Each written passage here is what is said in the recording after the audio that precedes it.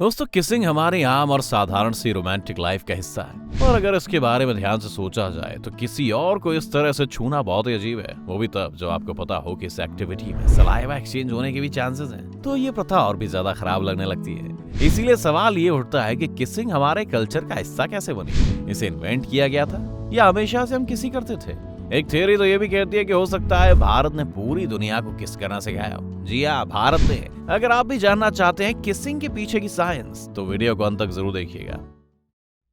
Kissing को लेकर दो मेन थ्योरीज प्रचलित है। पहली ये कहती है कि किसिंग नेचुरल नहीं है और इसे इंसानों द्वारा इन्वेंट किया गया है। वहीं दूसरी थ्योरी को मानने वाले लोग ये दावा करते हैं कि ये पूरी तरह नेचुरल है और इसकी जड़ें हमें एवोल्यूशन में मिलती हैं। पहली थ्योरी के मुताबिक सुमेर और पुरानी भारतीय सभ्यता में किसिंग के सबसे पहले प्रूफ मिलते हैं। बीबीसी द्वारा की गई एक स्टडी के मुताबिक दुनिया में 160 कल्चर्स में से 40% लोग ही प्यार जताने के लिए किस करते हैं। ये थ्योरी ये भी मानती है कि जब सिकंदर भारत को जीतने के लिए आया था तब पहली बार उन्होंने किस करने के बारे में सुना और सिकंदर और उसकी सेना ने पूरे यूरोप में किसिंग को फैलाया। इस वजह से दुनिया के ज्यादातर कल्चर्स जैसे कुछ अफ्रीकन और ऑस्ट्रेलियन ट्राइब्स में कभी किसिंग का कॉन्सेप्ट नहीं पहुंच पाया। कामसूत्र में भी वात्स्यायन ने एक पूरा चैप्टर किसिंग को ही समर्पित किया है। माना यही जाता है कि इस तरह भारत से ही दुनिया भर में किस करने की परंपरा फैली। इस थ्योरी के उलट कुछ लोग किस करने के पीछे अलग वजह बताते हैं। इस ग्रुप का कहना है कि सिर्फ इंसान ही नहीं,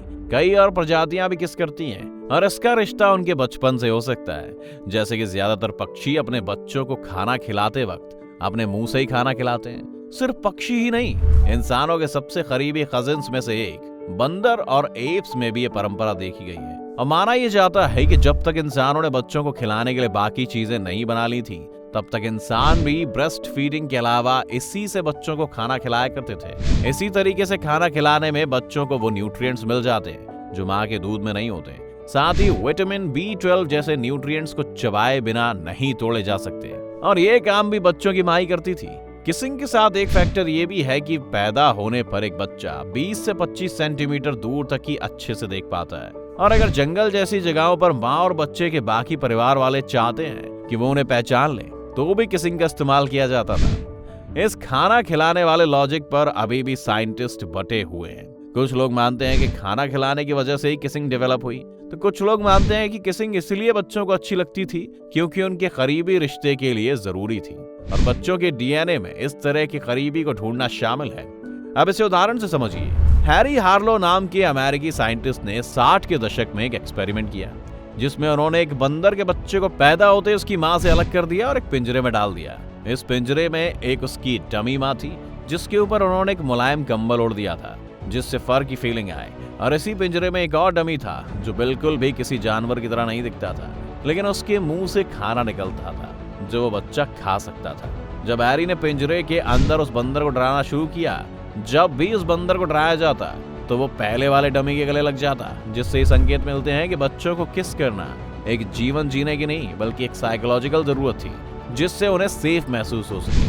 किसिंग का इस्तेमाल प्यार जताने के लिए भी किया जाता है जिसका कारण साइंटिस्ट एवोल्यूशन को मानते हैं। हाँ, ये सच है कि किस करते वक्त आप 8 करोड़ बैक्टीरिया एक्सचेंज कर रहे होते हैं लेकिन उसी सलाइवा में बहुत सारी जेनेटिक इन्फॉर्मेशन भी होती है जो हमारे सबकॉन्शियस ब्रेन को बता रही होती है कि जिसे हम किस कर रहे हैं क्या वो एक स्वस्थ व्यक्ति है, क्या उसका इम्यून सिस्टम स्ट्रांग है और उसकी जेनेटिक हेरिटेज क्या है और इसी से हमें किसिंग अच्छी या बुरी लगती है। साइंटिस्ट का मानना है कि इस तकनीक से उस वक्त लोग ये समझने में सक्षम हुए थे कि उन्हें कैसे लोगों के साथ अपना परिवार बनाना है ताकि वो सभी गुण उनके बच्चों में भी आए।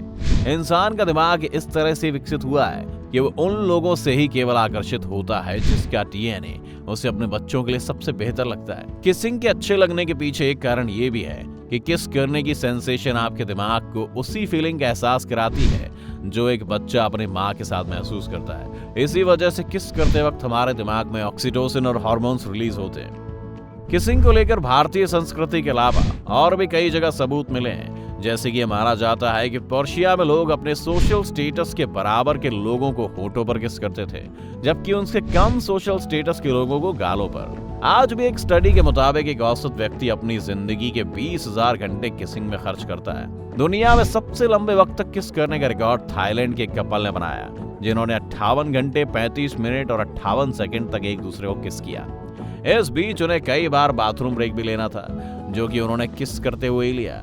साइंटिस्ट जहां ये मानते हैं कि किस करने में 8 करोड़ बैक्टीरिया एक्सचेंज किए जाते हैं, वहीं वो किसिंग को गलत नहीं बताते। उनका मानना है क्योंकि आप इतने बैक्टीरिया एक्सचेंज करते हैं तो इससे आपके शरीर की इम्यूनिटी और बेहतर हो जाती है, और अगर कभी उस बैक्टीरिया ने इवॉल्व होकर कोई भयानक रूप ले लिया तो आपके शरीर में उससे लड़ने की कुछ ताकत पहले से ही होगी। किस करके अच्छा क्यों लगता है, इसके पीछे भी एक साइंस में और पेचीदापन है। जैसे पहली बार किसी को किस करने पर आपके दिमाग में सिर्फ डोपामिन रिलीज होता है, जो आपके शरीर में ब्लड फ्लो और आपकी दिल की धड़कन को एकदम से बढ़ा देता है। लेकिन अगर आप एक ही इंसान को बार बार किस करते हैं तो आपके दिमाग में डोपामिन के साथ ऑक्सीटोसिन भी रिलीज होता है, जो हर बार आपका बॉन्ड उस इंसान से बढ़ा देता है। किसिंग को मेटाबॉलिज्म बढ़ाने में भी यादगार माना जाता है। आपको क्या लगता है, क्या किसिंग इन्वेंट की गई थी और भारत से दुनिया में फैली, या ये नेचुरल है? हमें कमेंट सेक्शन में लिखकर बताएं।